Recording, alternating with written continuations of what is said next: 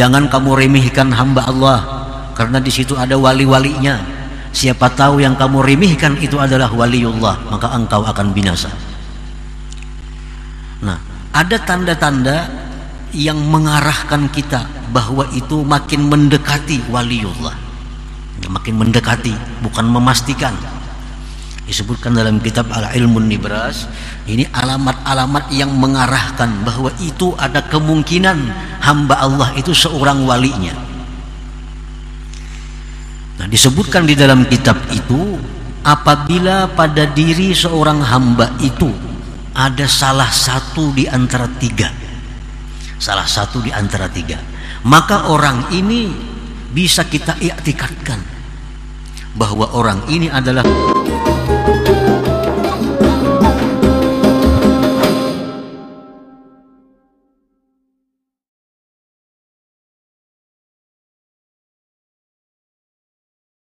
Innallah khabba'a salasan fi salasin, khabba'a ridah fi ta'atih, fala tuhakkiranna ta'atallah syai'a, wa khabba'a suhtah fi ma'siyatih, fala tuhakkiranna ma'siyatallah syai'a, wa khabba'a awliya'ahu fi ibadih, fala tuhakkiranna ahadan la'allahu waliyullah.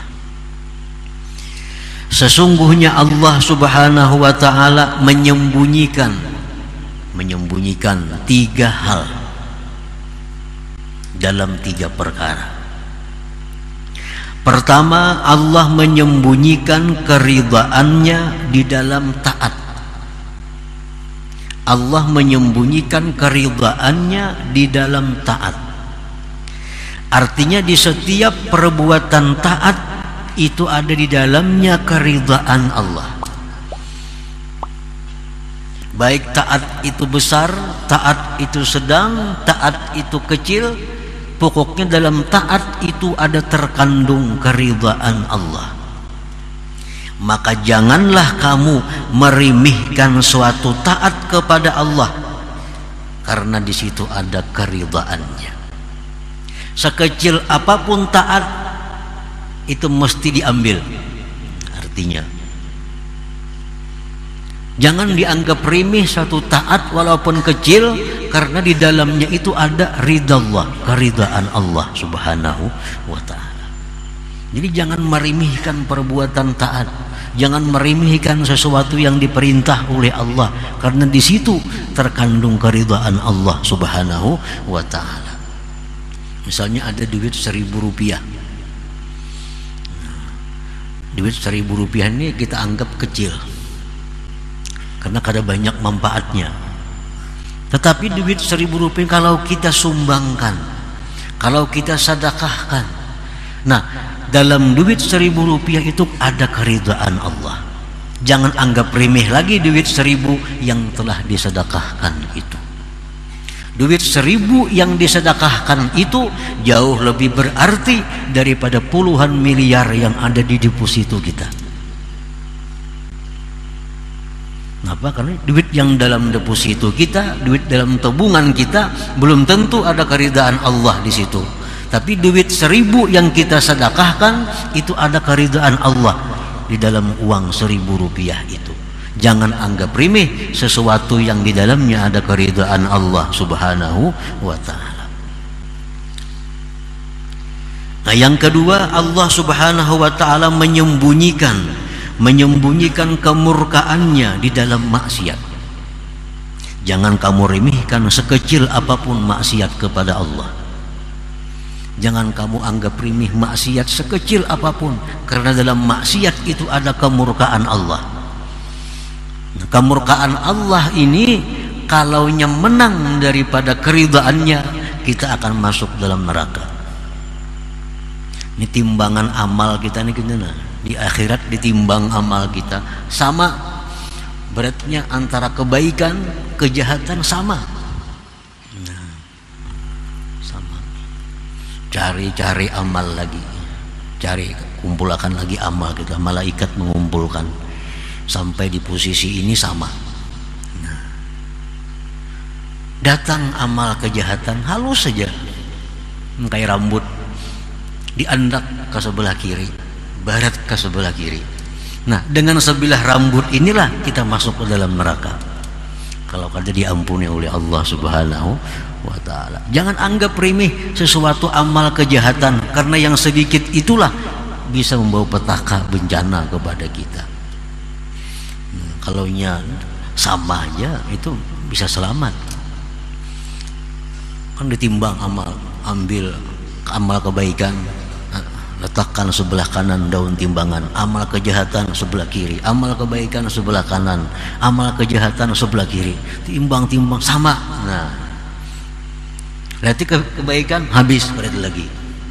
Lihat kejahatan ada kayak bilah korek api, andak bilah korek api ini ke sebelah kiri, barat ke sebelah kiri. Ini yang mencelakakan kita nasa bilah korek api ini. Nah, jadi jangan anggap remeh satu maksiat, karena di situ ada murka Allah Subhanahu wa ta'ala.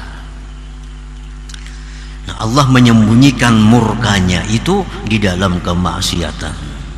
Sekecil apapun maksiat, di situ ada mengandung kemurkaan Allah Subhanahu wa ta'ala. Yang ketiga, wa khabba'a awliya'ah fi ibadih. Allah menyembunyikan para walinya, Allah menyembunyikan kekasihnya di tengah-tengah hambanya.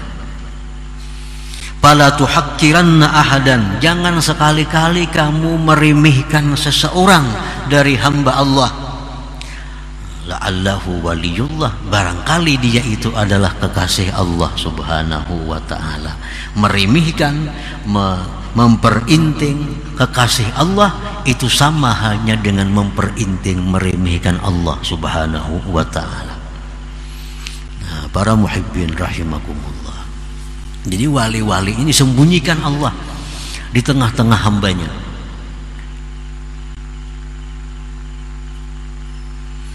Nah, kemudian para ulama ada menjelaskan lagi kepada kita beberapa tanda-tanda, beberapa alamat-alamat yang ini mengarahkan kita kepada orang itu sebagai kekasih Allah.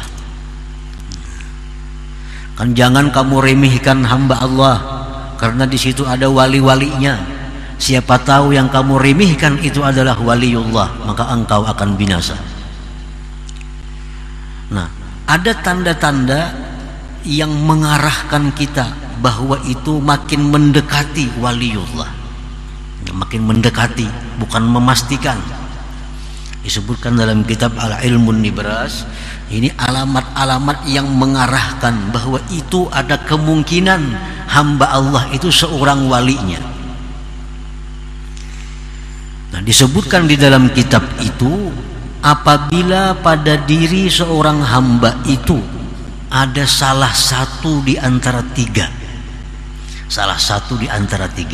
maka orang ini bisa kita i'tikadkan bahwa orang ini adalah orang yang mulia di sisi Allah. Artinya, kalau orang ini ada tanda-tanda di antara tiga ini makin kita hati-hati dengan orang itu, karena siapa tahu orang ini adalah kekasih Allah Subhanahu wa ta'ala. Yang pertama tandanya itu adalah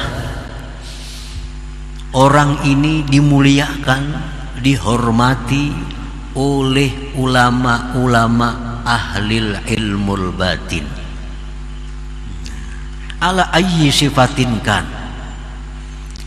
Nah, orang ini dimuliakan, dihormati oleh para ulama-ulama ahli ilmu batin. Nah, bila ada orang seperti itu, nah ini mengarahkan kepada kita orang ini orang yang mulia di sisi Allah, dan kita makin berhati-hati dengan orang yang seperti ini. Jangan sampai kita kehilangan adab dengan mereka atau tidak membenarkan apa yang mereka kerjakan atau katakan. Nah, orang ini dimuliakan, dihormati, disayangi oleh ulama-ulama ahli ilmul batin, oleh ulama-ulama sufi. Nah, ulama-ulama sufi itu menghormati lawan orang ini, walaupun orang ini misal suka berbuat maksiat. Ini ada orang ini kelihatan suka berbuat maksiat, tapi ulama-ulama ahli ilmu batin menghormatinya. Nah, kita hati-hati dengan orang itu. Yang kedua, ulama-ulama ahlul batin tidak ada yang menghormati orang ini. Tetapi orang ini orang yang kuat dalam agamanya,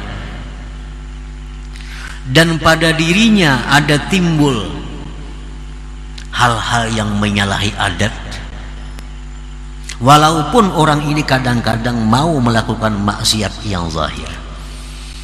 Nah, ini orang ini mengarah juga kepada orang yang dimuliakan Allah. Ini orang berpendidikan agama, orang ini beragama kuat. Pada dirinya tuh ada timbul kadang-kadang hal-hal yang menyalahi adat atau karamat lah. Tapi orang ini mau melakukan dosa-dosa yang zahir. Nah, orang ini pun orang yang mesti kita hati-hati dengan orang ini. Artinya mesti beradab dan mempercayai mereka itu.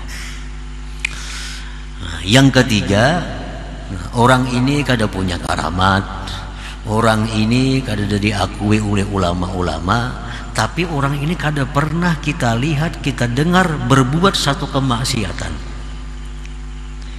Ulama-ulama kada mengakuinya, karamat kada juga timbul pada dirinya.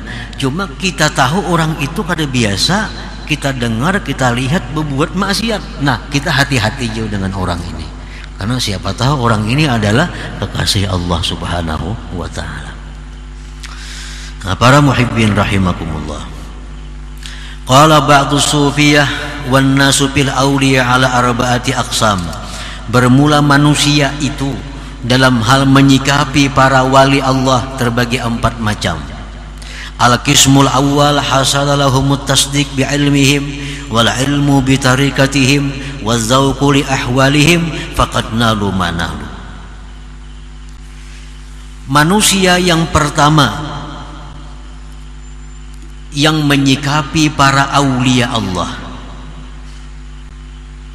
mereka ini, manusia ini membenarkan dengan wali-wali Allah. Mereka membenarkan dengan ilmu mereka, mengetahui dengan tarikat mereka, dan merasakan seperti apa yang mereka rasakan. Maka ini manusia adalah sudah tergolong golongan mereka. Ini ada orang wali-wali, ada para aulia Allah. Terhadap para wali ini ada Syekh Abdul Qadir Jilani, ada Faqih Muqaddam, ada wali-wali lainnya. Inya percaya dengan mereka, dan inya mengetahui tarikat mereka itu, dan inya pun merasakan seperti apa yang mereka rasakan. Nah, ini orang sudah jelas termasuk golongan mereka. Ini percaya dengan apa yang diucapkan oleh Faqih Muqaddam. Dia tahu tarikat apa Faqih Muqaddam itu, dan ia pun bisa merasakan dengan apa yang dirasakan oleh Faqih Muqaddam. Nah, ini orang sudah masuk dalam golongan Faqih Muqaddam. Itu pertama. Al-qismus tsani, bagian yang kedua di antara manusia, hasalalahumut tasdiq wal ilmul mazkur duna dzauq.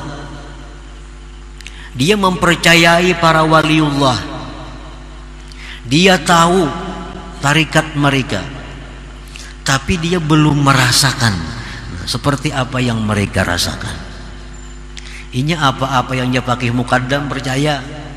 Jar Faqih Muqaddam aku tiap malam ke surga, percaya inya.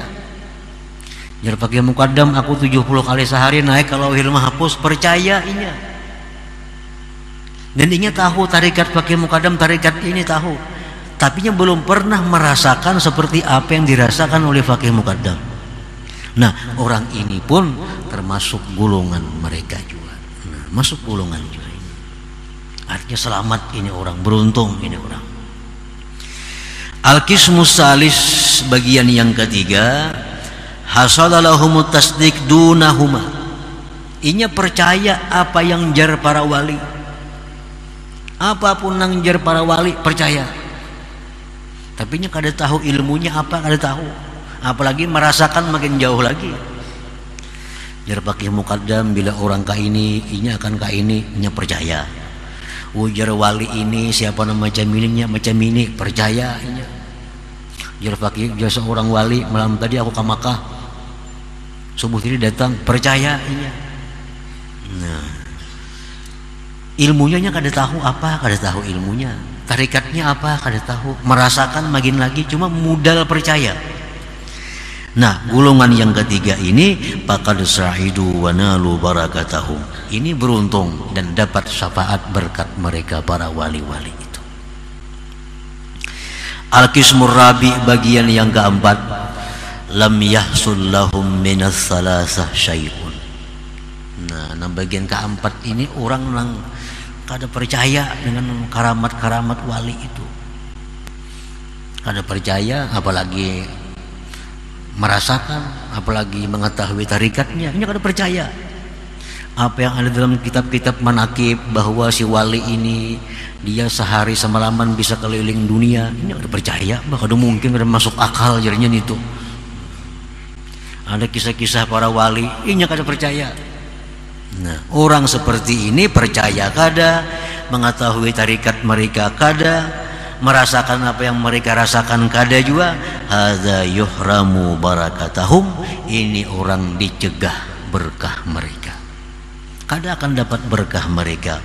Wa qala syuyukh, dan berkata para syekh, wa yukhsha alaihi su'ul khatimah, dikhawatirkan atas orang ini meninggal dalam su'ul khatimah.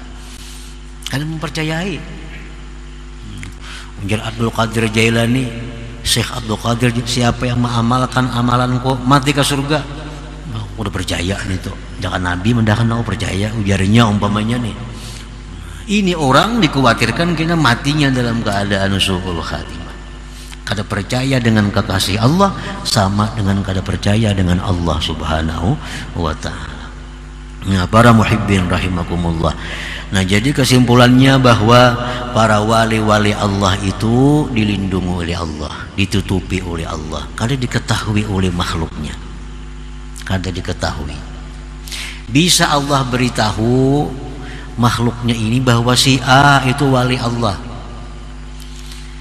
dengan maksud orang ini jadi mulia bila mana dia membenarkan dan beradab. Dan orang yang diberitahu Allah bahwa orang itu waliullah, dia bisa celaka kalau dia tidak percaya dan tidak beradab dengan mereka itu. Allahu biha, ya Allahu biha, ya Allahu bihusnil khatimah.